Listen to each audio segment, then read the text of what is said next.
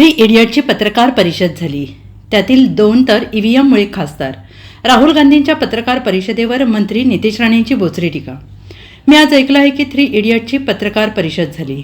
त्यात 3 मधील 2 ईव्हीएमवर निवडून आले असल्याची घणाघाती टीका भाजप नेते आणि मत्स्य विकास मंत्री नितेश राणे यांनी केली. राहुल गांधी आणि सुप्रिया सुळे हे ईव्हीएमवर निवडून आले. एक शिवसेनेच्या आमदारांच्या आशीर्वादाने बॅकडोअरमधून निवडून आलेला आहे, तर भांडूपचा देवानंद संजय राजाराम राऊत या तिघांची विश्वासार्हता काय?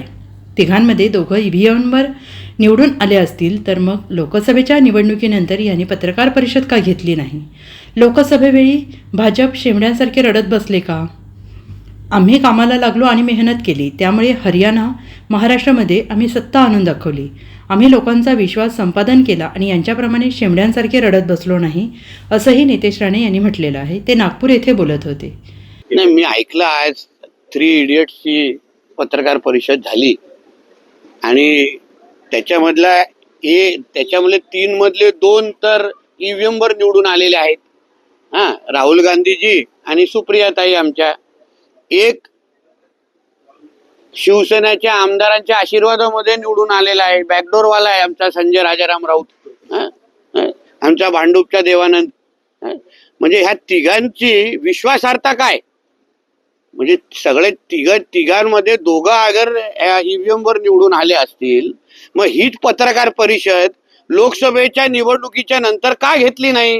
निकालानंतर का घेतली नाही? आम्ही भारतीय जनता पक्षाने एनडीए म्हणून असे शेमड्यासारखे रडत बसलो का?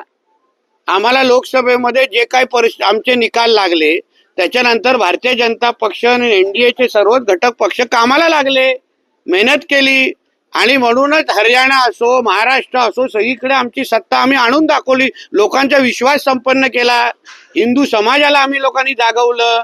ह्यांच्यासारखे शेमड्यासारखे रडत बसलो नाही. स्वतः ईव्हीएम वर निवडून यायचे. मग ह्याच्यापेक्षा त्यांना सांगा ना, त्यांचे जे काही निवडून आलेले खासदार आहेत ते सगळ्या जणांनी राजीनामे द्यावे आणि मग बॅलेट पेपरच्या नावाने निवडून यावं. मग बघू एकाच्या पुढे पण खासदार लागतं का माजी खासदार लागतं ते. ह्यांची एलर्जी तीच आहे की महाराष्ट्रातल्या सरकार जे हिंदुत्वाच्या नावाने निवडून आलेलं आहे, मोहल्ल्यांमध्ये 1% मतदान होतं, ते ह्यांना मिरची लागत नाही. आता काही बूथमध्ये जिथे मुस्लिम मोहल्ले आहेत तिथे 6 मत, काही उमेदवाराला आमच्या 6 मतं मिळालेली आहेत, काही 15 मतं भेटलेली आहेत. मग तिथे आम्ही ईव्हीएम हॅकिंगचं नाटक केलं का? आता मालेगाव सारखी निवडणुका झाल्या, नावाचे मतदारसंघ आहेत जिथे एकाच मतदारसंघामध्ये 1-1-1.5 लाख मतदान झाल्यामुळे त्यांचा खासदार निवडून आले आहेत.